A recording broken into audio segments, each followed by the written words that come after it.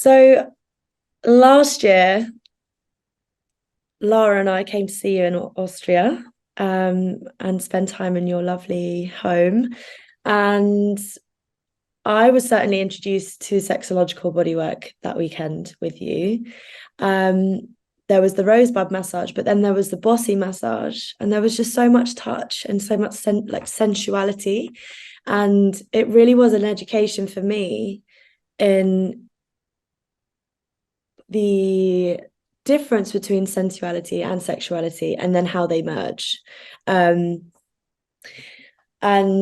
made me just wonder, like, why don't we, amongst friends that love each other, touch each other more, like why don't we just massage each other and give each other strokes? And because it's so much pleasure, and it's with someone that like loves you and cares for you, and it's safe, even if there's no end goal of trying to have sex with one another. It's just like a little interaction, and it's like we did that, and it was so gorgeous, and we all just felt so connected to each other and so relaxed. And yeah, it was very interesting to go away with those thoughts, actually, of like, the difference between the two and how they blend.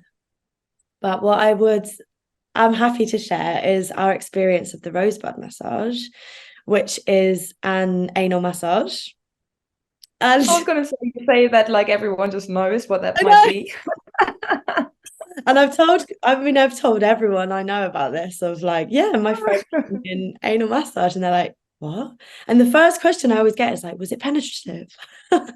And the answer is no, but it could have been. And how actually it wasn't a sexual act between us. It was like an energy exchange. It was like for me, it felt like a gift from you, who was training as a sexological body worker at the time. And I mean, I'm kind of like, yeah, sure, let's go. Like, I'm happy to be a guinea pig with anything related to touch, tactility, massage anyway, but felt extra safe knowing that this was, your passion, your calling in this work, how much love you would put into it, and how safe I would feel with you anyway. So I yeah, I loved my rosebud massage. I found it so relaxing, and just, yeah, like you say, like that space to just receive is really, really powerful. And at every stage, you asked consent for the next part of the process. You were wearing gloves, and it was a professional practice. And it led to such relaxation that I had like a little mini trip that could have been a dream, but I wasn't asleep. So my brain was, I mean, without any scientific lingo here, I just imagine I was in such a relaxed state that I was able to access pleasure that wasn't orgasmic, like in my genitals. It was that my brain became more expansive, and I just had, yeah, like a little trip. Um, can you tell me why that happened? Like, for those listening that are a bit like, okay, this is a bit wild. um, Hmm. why, yeah, like, why did I do that? Like, why did I go to that place?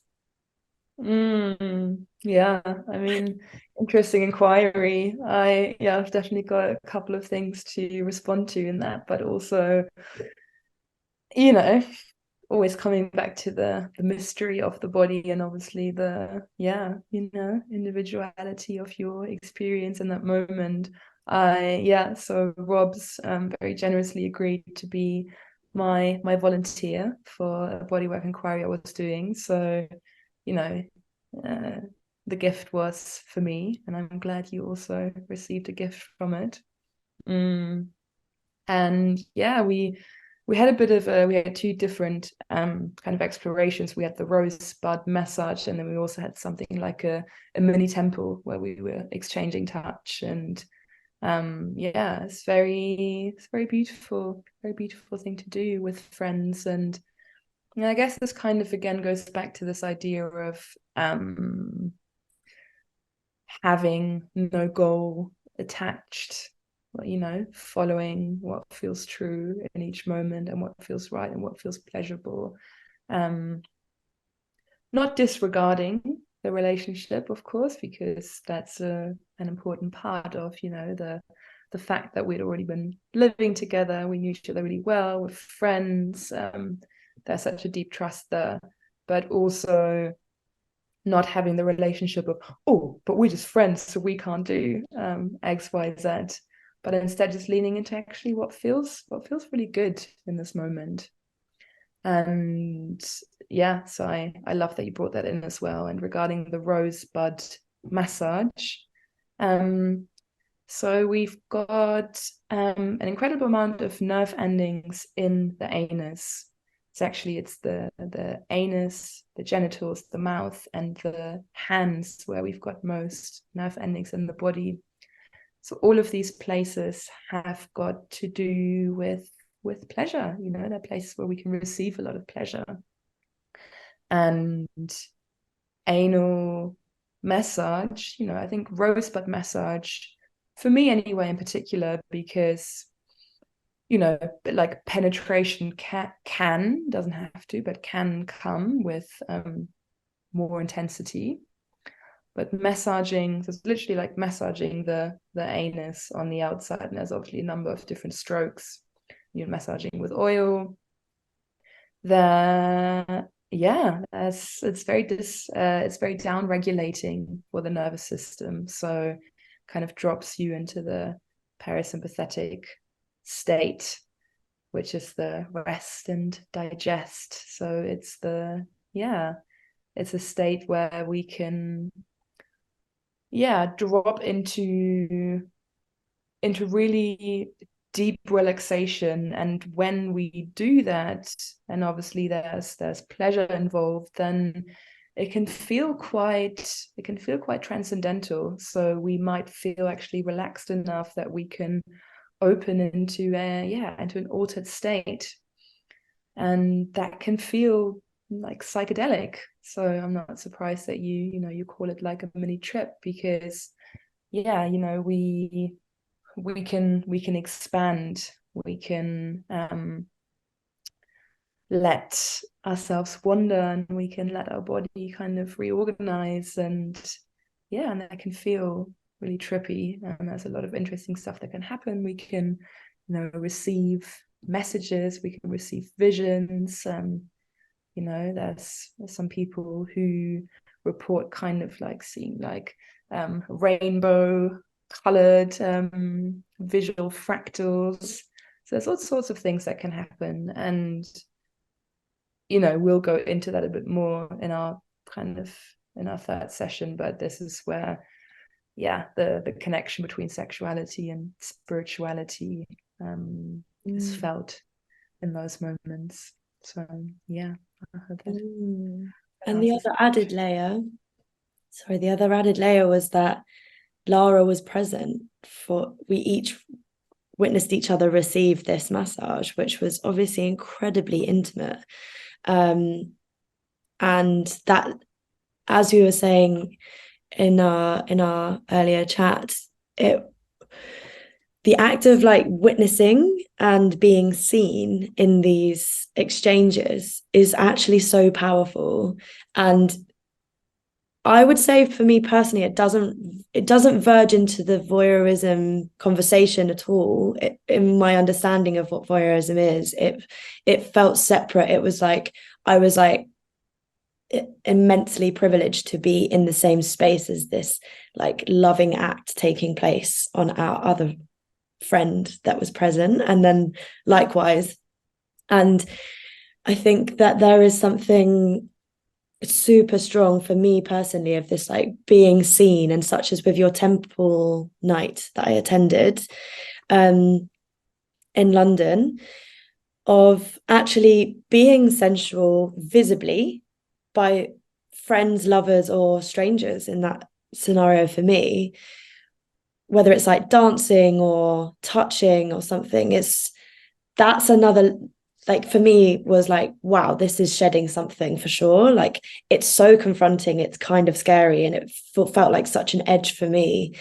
Less so with Lara when we were together in Austria, but in the temple, and I was like damn, this is so different. Like such a different experience to be accepted as a sensual being and not sexualized as a sexy being, just being, actually. So the witnessing element of both of those scenarios for me, and like seeing other people be vulnerable, which is what the sensuality is, and the surrendering into the moment for me anyway, was so powerful. So yeah, I think for me those two things are like majorly connected, and probably emphasized the feeling for me in the moment, actually, of receiving that rosebud massage. Yeah, and I think there's a huge difference between looking at someone with a certain intention and also with their consent, and obviously looking at someone without their consent, with an intention that may be very different or unclear. So obviously the witness comes to witness with presence, with love, with acceptance, and they've got the consent of the person who's being witnessed. And so obviously you can feel a bit, being looked at without having given one's consent, it can feel creepy, can feel intrusive, can feel like a crossing of boundaries, and also a gaze. It can be holding a neutral space of present, or a gaze can be taking something from another as well. So I feel like this is a powerful exploration, and also it's very powerful to give someone consent to take from me with their gaze, which is another thing that I'm exploring in other temple nights. Very empowering. And also just for everyone who's listening, I'm really glad that we're having this conversation, because there are certain experiences that out of context can be misconstrued as like, what, so you were just massaging your friend's butt, or like your friend's butthole, and taking some things out of context. And I think especially in the work with sexuality, I think we've hopefully given people a bit of an overview of like how much more there is to that.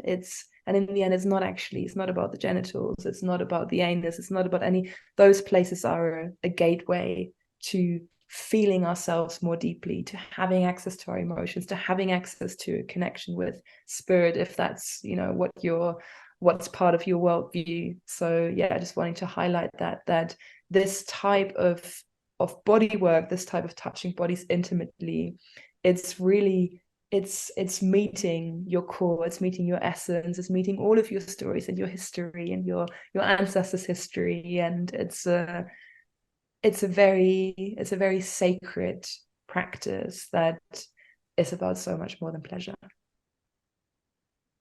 Thank you, Lutz. Thank you for all the insight and the experience.